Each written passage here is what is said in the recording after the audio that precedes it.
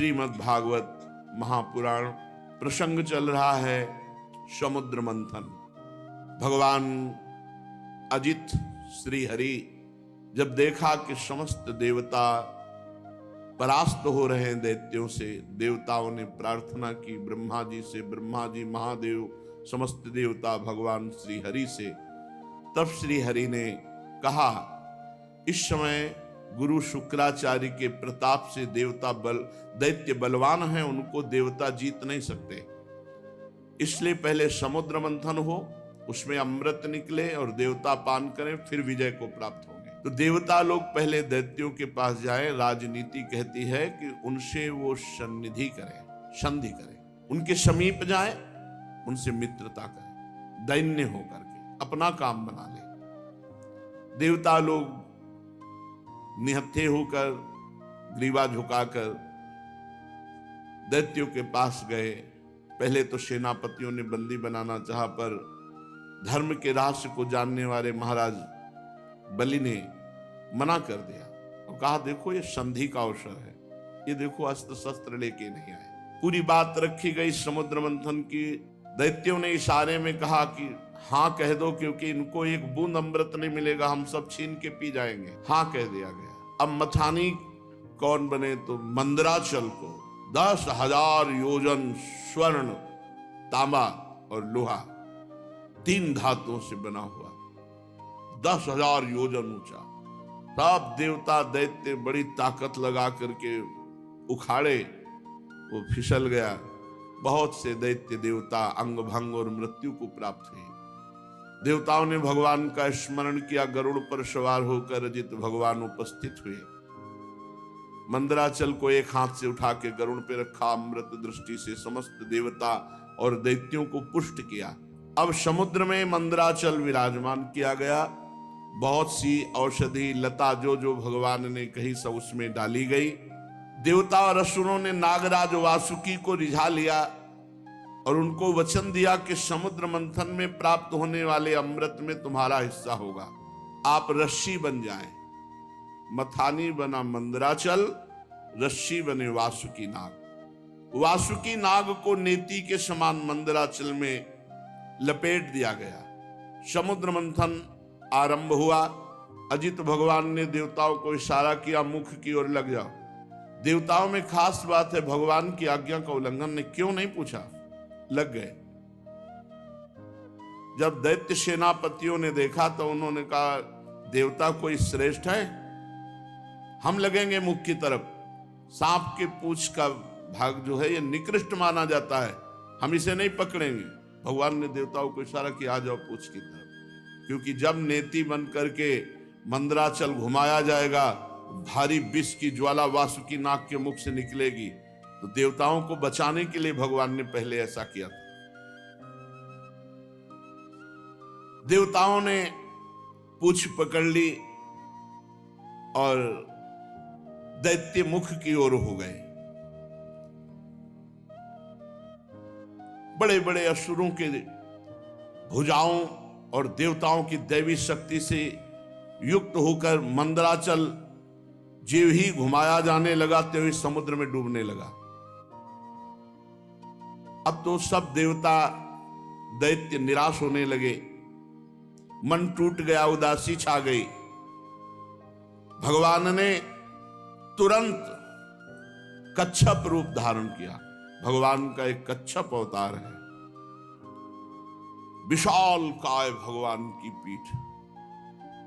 समुद्र में प्रवेश करके मंदराचल के नीचे जाकर कच्छप भगवान अपनी पीठ में मंदराचल ले लिया।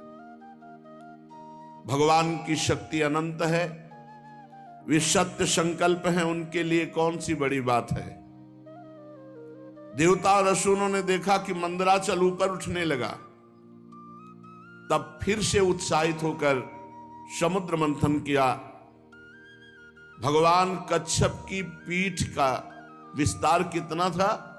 1,00,000 योजन, क्योंकि 10,000 योजन चौड़ा और लंबा तो मंदराचल है। 1,00,000 योजन भगवान कच्छप की पीठ, 1,00,000 योजन तक फैली हुई अपनी पीठ पर मंदराचल घूम रहा है। तो भगवान को ऐसा सुख हो रहा है जैसे कोई पीठ खुजला रहा हो। बड़े बड़े देवताओं में दैवी शक्ति और असुरों में आसुरी शक्ति भगवान ने प्रवेश की। फिर मंदराचल को घुमाया जाने लगा। भगवान की पीठ में मानो खुजली हो रही हो, ऐसे मंदराचल लगता है। समुद्र मंथन भगवान के बल से हुआ। देवताओं में दैवी शक्ति, असुरों में आसुरी शक्ति, वासुकी नाग में निद्रा, नीचे कच्छप रूप से, ऊपर हजार सहस्त्रबाहु रूप से ऊपर भी दबाए हुए हैं। ये देवता नहीं जान रहे। पर्वत के ऊपर हजार भुजाएं धारण करके ऊपर से भगवान उसे आकाश में ब्रह्मा शंकर इंद्र आदि भगवान के ऊपर पुष्पों की वर्षा कर रहे हैं। इस प्रकार भगवान पर्वत के ऊपर सहस्त्राबाहु रूप से हजार भुजाएं धारण करके नीचे को दबा रहे हैं, नीचे कच्छप रूप से ऊपर को उठा रहे हैं। देवताओं में दैवी शक्ति, असुरों में आसुरी शक्ति, पर्वत में दृढ़ता, वासुकी में निद्रा, स्वयं भगवान के द्वारा ही समुद्र मंथन हो रहा है। अब तो भगवत बल से उन्मत्त होकर मंदराचल को बड़े वेग से घुमाया गया। समुद्र मंथन शुरू हुआ। उस समय समुद्र और उसमें रहने वाले मगर, मछली आदि जीव क्षुब्ध हो गए। नागराज वासुकी के हजारों कठोर नेत्र मुखों से, श्वासों से विष की ज्वाला निकलने लगी। उससे पौलोम काल के बलि, इलवल आदि असुर निस्तेज हो गए, जलने लगे। ऐसे जान पड़ते थे मानो दावानल से झुलसे हुए साखू के पेड़ खड़े हों। देवताओं में भी ताप आया।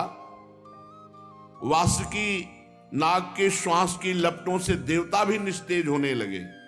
वस्त्रमाला, कवच, मुख ये सब झुलस गए।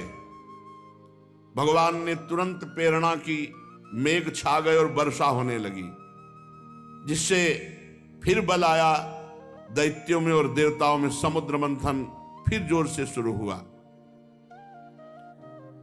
पहले समुद्र मंथन में विष निकला, विष। ध्यान रखो, जब कोई साधन मार्ग में चलता है तो पहले विष पीना पड़ता है।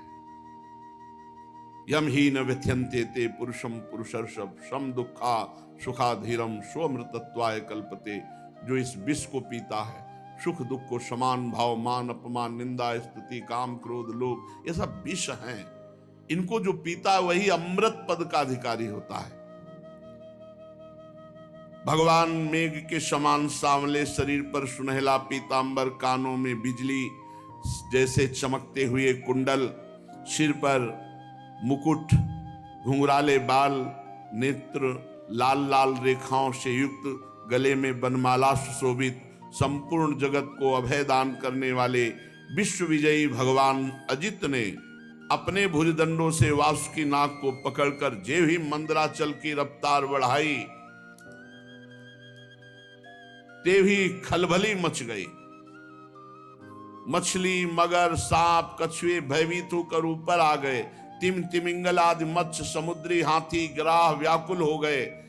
जे ही ऐसा मंथन हुआ कि सबसे पहले ऊपर हलाहल नामक अत्यंत उग्र विष निकला। अब वो समुद्र मंथन से निकला हुआ विष दसों दिशाओं में फैलने लगा। इससे सारी प्रजा मर जाएगी, सब प्रकृति भस्म हो जाएगी, ऐसा ये विष है। भगवान अजित ने कहा, भगवान शंकर की शरण में चलो। पहले निकले हुए इस हलाहल नामक विष से भगवान सांब सदाशिव ही बचाएंगे। भगवान शंकर सती जी के साथ कैलाश पर्वत पर विराजमान थे।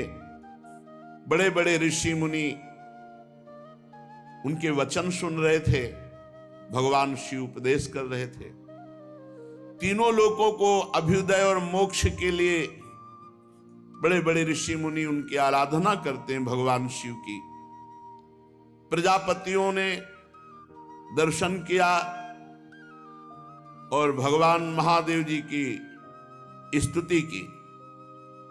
देव देव महादेव भूतात्मन भूत भावन त्राहिना शरणापन्नास त्रैलोक्ये दहनाद विषाद तुम्हें कहा सर्व जगत ईश्वरो बंध मोक्षयो तम त्वामर्चन्ति कुशलाः प्रपन्नार्ति हरम गुरु। हे जगत गुरु, हे देवाधिदेव, हे समस्त प्राणियों की आत्मा और जीवन दाता, हम सब लोकपाल आपकी शरण में आए हैं।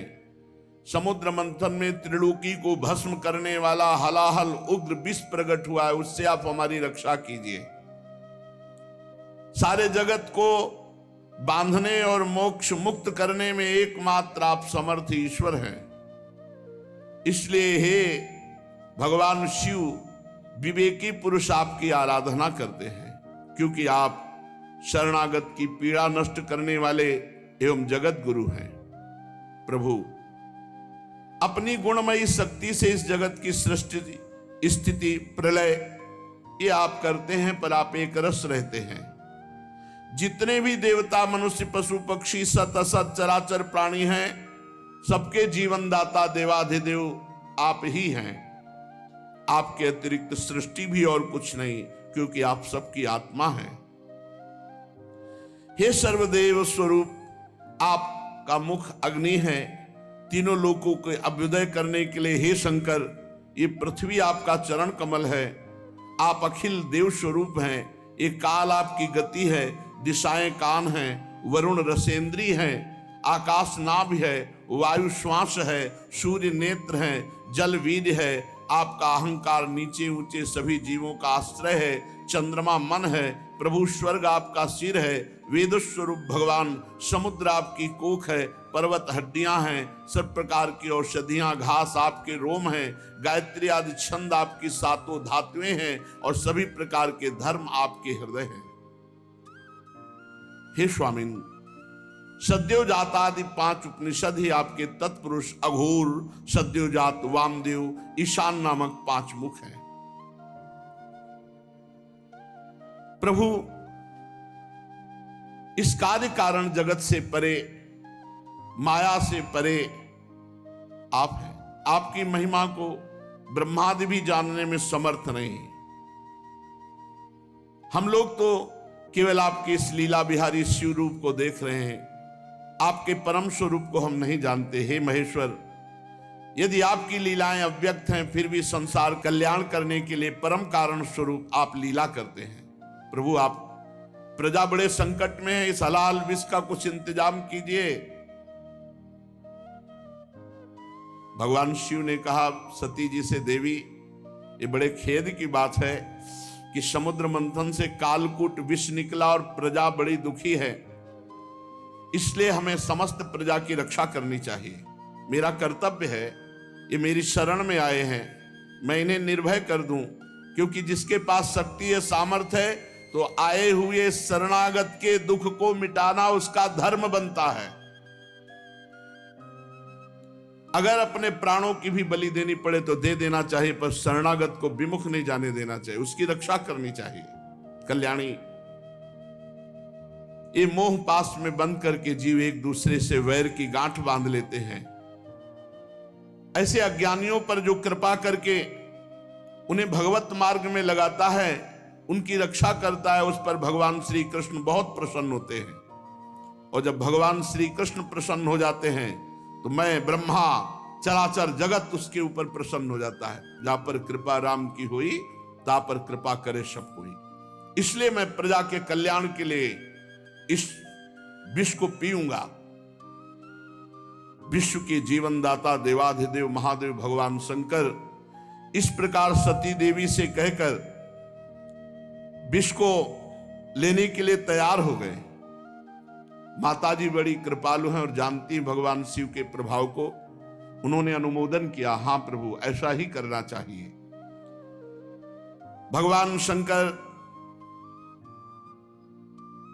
ऐसे करके आकर्षण किया और पूरे समुद्र मंथन से निकले हुए विष को अपने हाथ में ले लिया और उसको पी गए। पीकर हृदय में नहीं जाने दिया, यही गले में रोक लिया। पूरा श्याम गौरवर्ण का गला, पूरा श्याम वर्ण का, इसीलिए भगवान का एक नाम पड़ा नीलकंठ। भगवान शंकर का वो भूषण हो गया नीलकंठ। देवादिदेव भगवान शंकर सबकी कामना पूर्ण करने वाले हैं। उनका एक कल्याणकारी अद्भुत कर्म सुनकर दक्ष कन्या सती ब्रह्मा जी भगवान श्री हरि बहुत उनकी स्तुति की, प्रशंसा की। जब भगवान शंकर विष पान कर रहे थे तो 1-2 बूंद विष टपक गया। उसी से जितने भी विषैले जीव जंतु, विषैली औषधियां हैं, वो सब हैं। 1-2 बूंद टपक गया, उससे हैं। पूरी सृष्टि में इतना विष है, वो 1-2 बूंद से अगर पूरा विष तो भस्म कर देता त्रिलोकी को, महादेव जी गले में आज भी रोके हुए हैं। भगवान शंकर ने विष पी लिया, अब तो समस्या का समाधान हो गया। देवता और असुर बड़ी प्रसन्नता से समुद्र मंथन करने लगे। फिर समुद्र मंथन से कामधेनु प्रकट हुई। कामधेनु समस्त कामनाओं को पूर्ण करने वाली है। भगवान इशारा जिसे देते वही उसे स्वीकार करता। भगवान ने देवताओं को इशारा किया, कामधेनु देवताओं ने ले ली, जो ऋषियों के अग्निहोत्र के काम में आएगी। ब्रह्मलोक तक यज्ञ की उपयोगी पवित्र घी दूध आदि पहुंचाने के लिए ब्रह्मवादी ऋषियों को देवताओं ने कामधेनु प्रदान की। इसके बाद उच्चैश्रवा नामक घोड़ा निकला, उसे महाराज दैत्याधिपति बलि जी को दिया गया। वो चंद्रमा के समान श्वेत वर्ण का। इंद्र ललचात हो गए, पर भगवान ने रोक दिया। महाराज बलि को उच्चैश्रवा मिला। तदनंतर थोड़ी ही देर बाद समुद्र मंथन के ऐरावत नामक हाथी निकला। बड़े बड़े 4 दांत, उज्जवल गोरे वर्ण का, कैलाश के समान। देवराज इंद्र को दिया गया ऐरावत हाथी। फिर कौस्तुभ मणि समुद्र मंथन से निकली। देवता और दैत्य दोनों ने मिलकर वो मणि भगवान श्री हरि को पहनाई, जो वक्षा स्थल में कौस्तुभ मणि विराजमान है, वो समुद्र मंथन से प्रकट हुई। इसके बाद स्वर्गलोक की शोभा बढ़ाने वाला कल्प वृक्ष वो देवताओं ने ले लिया। ये कल्प वृक्ष जो कामना करे वो पूर्ण कर देता है। इसके बाद अप्सराएं प्रकट हुई, जो सुंदर वस्त्रों से सुसज्जित, गले में स्वर्णहार पहरे हुए रंभा आदि, अपनी मनोहर मुस्कान, चाल विलास भरी चितवन से देवताओं के भी चित्त को चुराने वाली वो देवताओं को दी गई। अप्सराएं देवताओं को दी गई कल्पवृक्ष देवलोक में। इसके बाद शोभा की मूर्ति स्वयं भगवती लक्ष्मी देवी प्रकट हुई समुद्र से। ये भगवान की नित्य शक्ति है। जे भी वे प्रकट हुई तो बिजली किसी कांति छा गई, 10 दिशाएं चकाचौंध हो गई। ऐसा सौंदर्य, ऐसा उदार स्वरूप, ऐसा रूप रंग कोई भी नहीं था जो ये ना चाहता हो कि लक्ष्मी जी हमें मिले। आज भी सभी चाहते लक्ष्मी जी हमें मिले। देवता, असुर, मनुष्य, कोई भी ऐसा नहीं था जिसके हृदय में ये चाह ना आ गई हो कि लक्ष्मी जी हमें मिले। तत्काल इंद्र अपने हाथों से उनके बैठने के लिए विचित्र सिंहासन ले आए। श्रेष्ठ नदियों ने मूर्तिमान होकर के अभिषेक के लिए सोने के घड़ों में भर भर कर पवित्र जल ला दिया। पृथ्वी ने अभिषेक के योग्य सब औषधियां दी। गौओं ने पंचगव्य और बसंत ऋतु ने चैत्र वैशाख में होने वाले सब फूल फल उपस्थित कर दिए। इन सामग्रियों से ऋषियों ने विधि पूर्वक लक्ष्मी जी का अभिषेक किया। गंधर्व गान कर रहे हैं, अप्सराएं नृत्य कर रही हैं, बादल सदे होकर मृदंग डमरू ढोल नगारे नरसिंगे शंख वेणु वीणा ये जोर जोर से वाद्य बजा रहे हैं। भगवती लक्ष्मी देवी का अभिषेक हुआ और सुंदर पोशाक धारण की हुई सिंहासन पर विराजमान हैं। दिग्गज कलशों से उनका स्नान करा रहे हैं। वेद में ब्राह्मण वेद मंत्र पढ़ रहे हैं। समुद्र ने पीले रेशमी वस्त्र उनको पहनने के लिए दिया। वरुण ने वैजंती माला समर्पित की। प्रजापति विश्वकर्मा ने भांति भांति के गहने दिए। सरस्वती जी ने मोतियों का हार, ब्रह्मा जी ने कमल, नाग ने 2 कुंडल अर्पित किए। इसके बाद लक्ष्मी जी कमलों की माला लेकर किसके गले में डाले चली। लक्ष्मी जी के मुख की ओर देखकर जब वो मंद मंद मुस्कुराती हुई चल रही थी, उनकी पायजेब बज रही थी, कोई ऐसा नहीं था जो ललचा न गया हो लक्ष्मी जी हमें मिले। पर वो चाहती थी जो हमें चाहे ना उसको हम वरण करें। निर्दोष हो जिसके हृदय में चाह ना हो, उत्तम गुणों से नित्य युक्त हो, उसे मैं अपना आश्रय बनाऊंगी। लक्ष्मी जी ने देखा गंधर्व यक्ष असुर सिद्ध चारण देवता सब चाह कर रहे हैं। किसी को शर्त है, जो चाह ना करता हो, निर्दोष हो, अविनाशी हो, नित्य हो, ये सब भगवान में है। वे मन ही मन तपस्वियों की तरफ देखकर कहा, इन्होंने क्रोध पर विजय नहीं प्राप्त किया। ज्ञान तो है परंतु अनासक्त नहीं है। कोई महत्वशाली है परंतु वो काम को नहीं जीत सका। किसी में ऐश्वर्य बहुत है पर वो ऐश्वर्य किस काम का जब दूसरों का आश्रय लेना पड़े।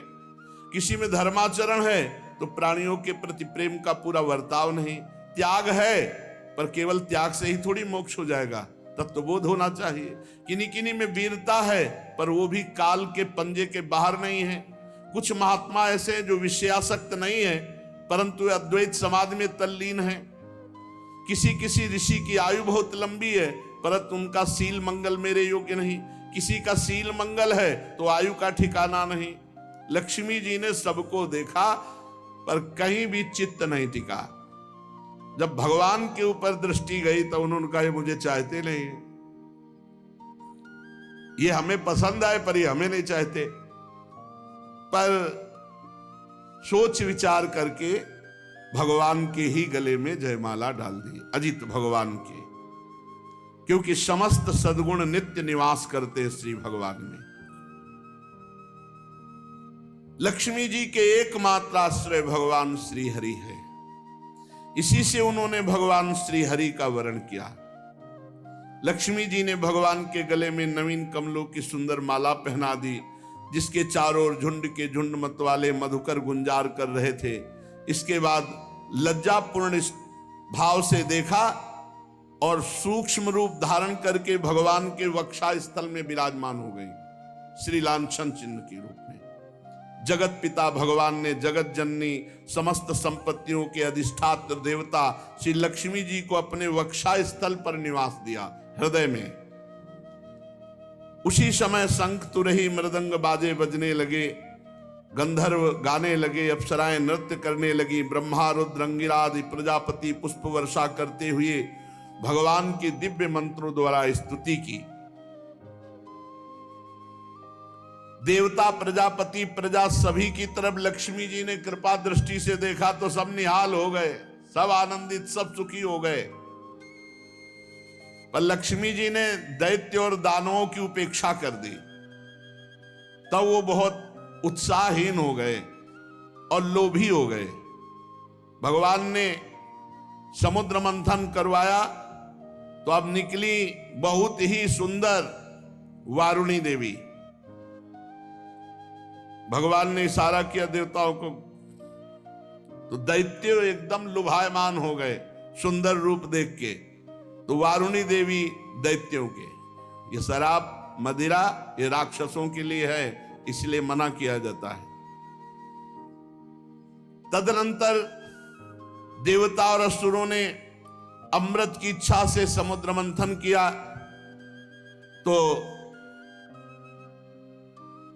चंद्रमा प्रकट हुए देवताओं में से, चंद्रमा में फिर समुद्र मंथन हुआ, शारंग धनुष प्रकट हुआ। फिर समुद्र मंथन हुआ, पांचजन्य शंख।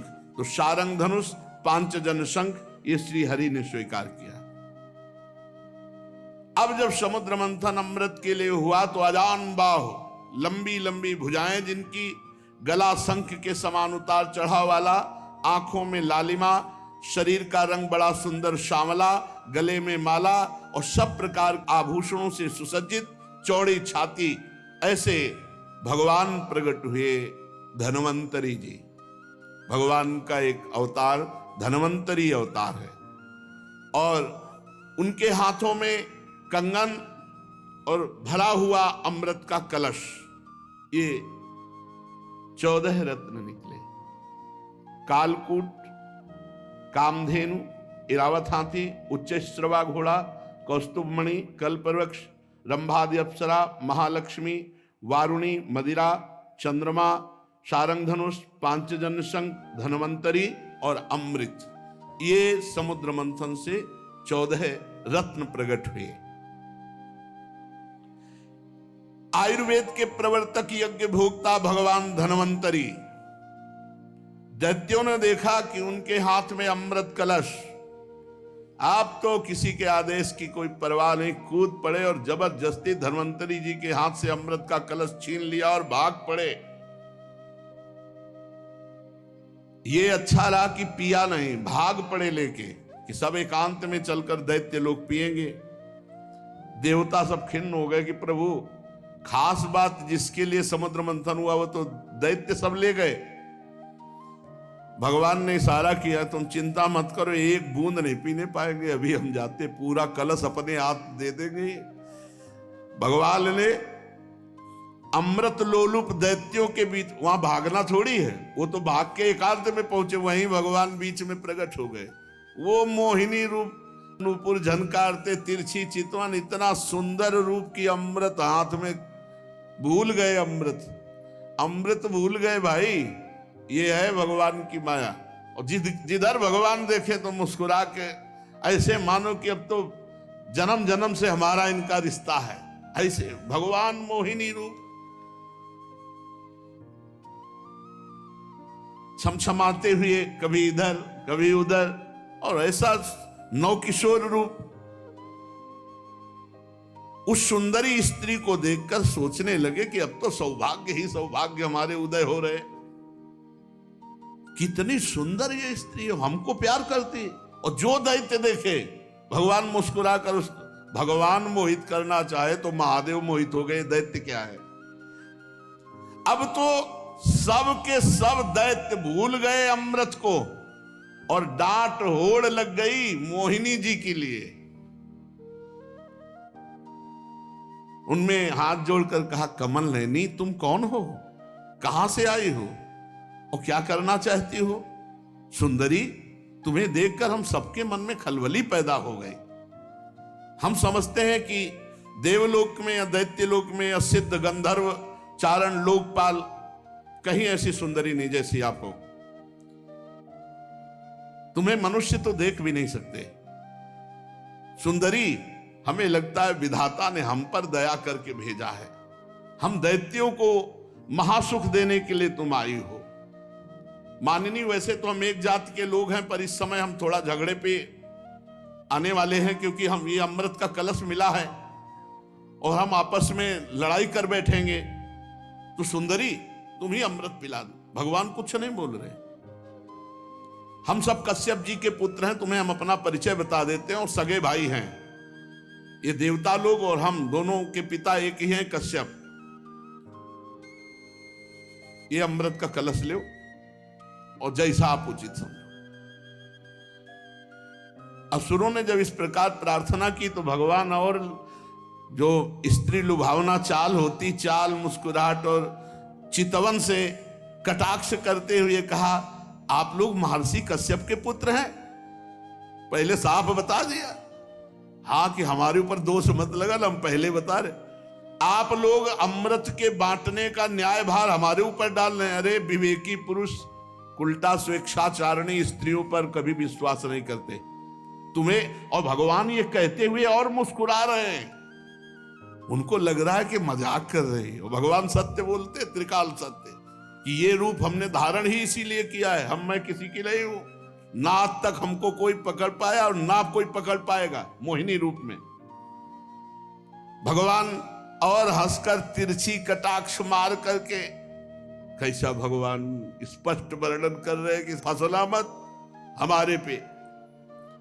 परीक्षित जी, मोहिनी जी की ये बात सुनकर दैत्यों के मन में आया कि मजाक कर रही है हमसे। उन्होंने हंस करके कहा कि देखो तुम कोई भी हो, ये ले अमृत कलश। कलश लिया और तिरछी मुस्कान से भगवान ने मुस्कुराते हुए मीठी वाणी में कहा, देखो यदि इतना विश्वास करते हो तो मैं उचित करूं या अनुचित बीच में टोकना नहीं। स्वीकार है? और मुस्कुरा दिया, बोले स्वीकार। बस बोले अमृत बांट दे ले दो, फिर देख पाओगे कि क्या स्वीकार किया है। बड़े बड़े दैत्य कुछ जहां शंका में होते कि यार पूरा अमृत उसके हाथ में दे दिया, तो मोहिनी जी उधर ही देखती, तो फिर वैसे मंत्रमुग्ध होके रह जाता, मंत्रमुग्ध होके दैत्य रह जाता। अरे महाराज भगवान हैं, भगवान, उनकी माया ऐसी प्रबल है, देख लो। लोक लोकांतर में फिर वो स्वयं मोहिनी रूप धारण किए। दैत्यों, बड़ी बारीकी से मेरी बात समझो, मैं उचित करूं या अनुचित बीच में टोकोगे नहीं। अगर टोकना तो ले अपना अमृत कलश। नहीं नहीं नहीं, और मुस्कुराते जा रहे हैं। मुस्कुराहट भगवान की माया का प्रादुर्भाव हुआ है मुस्कुराहट से। सब दैत्यों ने कह दिया स्वीकार है। भगवान ने कहा हम भी स्वीकृत हैं, आपकी हैं। इसका कारण दैत्य मोहिनी स्वरूप के मूल को नहीं समझ पा रहे, और देवता जान रहे इसलिए मोहित नहीं हो रहे। एक भी देवता मोहित नहीं हुआ मोहिनी रूप में, क्योंकि जान रहे हमारे भगवान है। तो देखो अमृत ऐसे नहीं मिलता। सब लोग पहले नहा के आओ, स्नान करो और पूजन करो, स्वस्थ वाचन कराओ, तब अमृत मिलेगा। सब नए नए कपड़ा पहन करके और कुशासन पर बैठो, और सबका हिस्सा पूर्व की तरफ कुश का हो। अब देवता दैत्य फटाफट स्नान करके, भगवान ने इशारा किया देवताओं को कि नहाओ कम, जल्दी नए कपड़ा पहन के बैठ जाओ आके। और दैत्यों से कहा पूरा स्नान सब। और भगवान नूपुर की झनकार करते हुए देवताओं की तरफ नहीं, दैत्यों की तरफ, किसी के भी ज्ञान का स्फुरण न होने पावे, सबको मंत्र मुग्ध किए। मोहिनी जी ने मुस्कान भरी चितवन से सब दैत्यों की तरफ कलश लेके निकली, बूंद नहीं पिलाया। आ रही हैं अभी। अब दैत्य तो इतना खुश हैं कि मोहिनी जी मिल गई। सुधरते हैं तो प्रियाजू के सामने ही सुधरते। कर जो पीक दाली लिए खड़े याद, जो निकुंज बड़े सीधे नहीं तो बड़े टेढ़े महाराज। ये बहुत टेढ़े हैं इनको। अब ये अगर सीधे कहीं मिलते हैं ना तो प्रियाजू के सामने यहाँ वृंदावन में भोले भाले एकदम सीधे, एकदम महाराज जगत पिता भगवान है और वो मोहित कर रहे हैं। अब असुरों ने दृढ़ विश्वास करके भगवान के हाथ में अमृत कलश है और भगवान बांटने के लिए पहले दैत्यों के सामने से निकले, पर वहां कुछ और बांट रहे हैं। मुस्कान, चितवन, देवता पूर्ण विश्वास किए हुए कि मैं भगवान की शरण में हूं, भगवान परम मंगल करेंगे। दैत्यों की तरफ से आ रहे भगवान और उल्टा बैठाला, तुम इधर तुम इधर, एक दूसरे की तरफ पीछे मुड़कर नहीं देखेगा। अलग अलग पंक्ति कतार बांधकर दल में बैठाल दिया, एक दूसरे की पीठ की तरफ। दैत्यों के पास से ऐसे गए मुस्कुराते हुए, और ये अमृत वो है जिसमें बुढ़ापा नहीं आता, कोई रोग नहीं होता, कोई शोक नहीं होता। अरे देवताओं को, पर वो भी भयभीत रहते हैं। और भगवान नाम रूपी जो अमृत पी ले तो भवरोग से मुक्त होकर देवलोक भी जो जहां छोटा पड़ जाए, ऐसा आनंद देवलोक में क्या आनंद है, वहां तो पुण्य क्षीणे मृत्यु लोके विसंति भगवत धाम नामामृत राधा नाम सुधारसम। इसलिए लुभायमान मत होना इस अमृत से कि बुढ़ापा ना आएगा, ये नहीं। मरने के लिए देवता भी तैयार हैं, मरना पड़ेगा उनको भी, क्योंकि जब प्रलय होती तो ब्रह्मलोक तक समिट जाता है। परीक्षित असुर उमंग तो रहे थे, तो समझा कि जैसे हमारे आगे से कलश लेके निकल गई, ऐसे देवताओं के आगे से निकल के भी शुरू हमारी तरफ से करेंगी, और पीठ की तरफ थे देवता। और वो इस पर विश्वास कर रहे थे कि मोहिनी तो हमसे सबसे ज्यादा प्यार करती है। भगवान ऐसा दर्शन करे और विश्वास करके चुपचाप बैठे रहे। मोहिनी जी में इतना प्रेम था दैत्यों का कि किसी की हिम्मत नहीं हुई कि टोक दे। भगवान ने देवताओं को इशारा किया, बिल्कुल लाइनबद्ध सब। एक दो तो हल्के से देखने की कोशिश पर भगवान मुस्कुरा के तिरछी दृष्टि भगवान की दैत्यों की तरफ, फिर वो शांत हो गए कि यार नाराज ना हो जाए मोहिनी जी। अब मोहिनी जी सबको अपने नेत्रों की दृष्टि में बांधे हुए और देवताओं को अमृत पिलाते चले जा रहे हैं। राहु ने देखा कि कुछ गड़बड़ है, कलश तो आधा से ज्यादा खाली हो गया, अभी पंक्ति देवताओं की चले, हमें लगता है दैत्यों को बूंद नहीं मिलेगा। तत्काल चंद्रमा और सूर्य के बीच में, वो तो पीठे घुमानी थी, तत्काल घुमाया और अमृत बटी रहा। और भगवान बांटने की तरफ नहीं देख रहे थे, दैत्यों की तरफ देख रहे थे। चंद्रमा और सूर्य ने कहा प्रभु राक्षस है, दैत्य है। भगवान ने तुरंत सुदर्शन चक्र के द्वारा, तो केवल ऊपर का अमृत केवल गले तक पहुंच पाया था। आज भी चंद्र ग्रहण और सूर्य ग्रहण उसी से पड़ता है। भगवान ने सुदर्शन चक्र से उसका सिर काट दिया। अमृत का संसर्ग गले से होने से आज भी वो अमर है राहु, परंतु उसका जो धड़ है वो नीचे गिर गया। राहु पर्व के दिन पूर्णिमा और अमावस्या को बैर भाव से बदला लेने के लिए चंद्रमा और सूर्य पर आक्रमण किया करता है। भगवान ने लंबी चाल बढ़ाई, पूरे देवताओं को अमृत पिला दिया और फेंका कलश, जहां एक बूंद भी नहीं। अब समस्त दैत्यों के सामने मोहिनी रूप, अरे खत्म मोहिनी रूप देखा, अरे बोले तो हरि ठग लिया, सब अमृत पिला दिया देवताओं को। अब तो सब के सब असुरगण अमृत से वंचित और भारी क्रोध धारण करके भगवान के प्रति कि इसने छल कर दिया। दानों और दैत्यों ने बड़ी मेहनत की थी, फिर भी उन्हें भगवान से विमुख और आसुरी प्रवृत्ति होने के कारण अमृत पीने को नहीं दिया गया कि बिना अमृत पिए तो ऐसा विनाशकारी खेल खेलते हैं, अगर अमृत पी लिए तो फिर तो बहुत ही आतंक मचा देंगे। भगवान ने समुद्र को मथकर अमृत निकाला और अपने शरणागत देवताओं को पिलाया, और फिर देखते देखते गरुड़ पर सवार हुए, जय श्री राधे, चले गए। जब दैत्यों ने देखा कि मेहनत तो हमने भी की, सफलता शत्रुओं को मिली, तब उन्होंने बड़े बड़े अस्त्र शस्त्रों से देवताओं पर आक्रमण कर दिया। अत्यंत भयंकर संग्राम हुआ।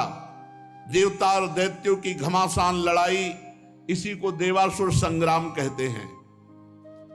दोनों ही एक दूसरे के प्रबल शत्रु, विविध प्रकार के वाहनों से, विविध प्रकार के अस्त्रों से बहुत समय तक उनका युद्ध होता रहा, लेकिन अब वो जीत नहीं सकते क्योंकि देवता अमृत पिए हैं, इनको मरना नहीं है और उनको मरना पड़ेगा। जिसके साथ भगवान है विजय श्री उसी की होती है। देवराज इंद्र ने विजय प्राप्त की। भगवान का जो आश्रय लेते हैं, संजय जी से धृतराष्ट्र जी ने पूछा कि संजय वैसे तुम्हारे विचार से 7 अक्षौणी सेना पांडवों के पास और 11 अक्षौणी हमारे पास है, तो विजय तो वैसे सिद्ध हमारी ही होती है क्योंकि भीष्मादि महारथी। तुम्हारा विचार क्या कहता है? तो उनका यत्र योगेश्वरा कृष्णो यत्र पार्थो धनुर्धरा तत्र श्री विजयो भूतिर ध्रुवा नीतिर मतिर्मम। जहां भगवान श्री कृष्ण है और जहां भगवान के शरणागत अर्जुन है वहीं विजय होगी। यद्यपि देवता बड़े बलशाली, पर अमृत पीने के बाद तो और बलशाली, और शुक्राचार्य जी संजीवनी के प्रभाव से दैत्यों को जिला देने वाले, पर भगवान का बल अमोघ है जो देवताओं के पक्ष में, इसलिए देवासुर संग्राम में देवताओं की विजय हुई। जो ये समुद्र मंथन लीला, भगवान की कृपा से देवताओं की विजय लीला सुनता है, उसके पाप नष्ट हो जाते हैं, भगवान के चरणों में भक्ति होती है और भगवान का कृपा बल उसको प्राप्त होता है। शेष चर्चा आगे। श्री राधा वल्लभ लाल की जय।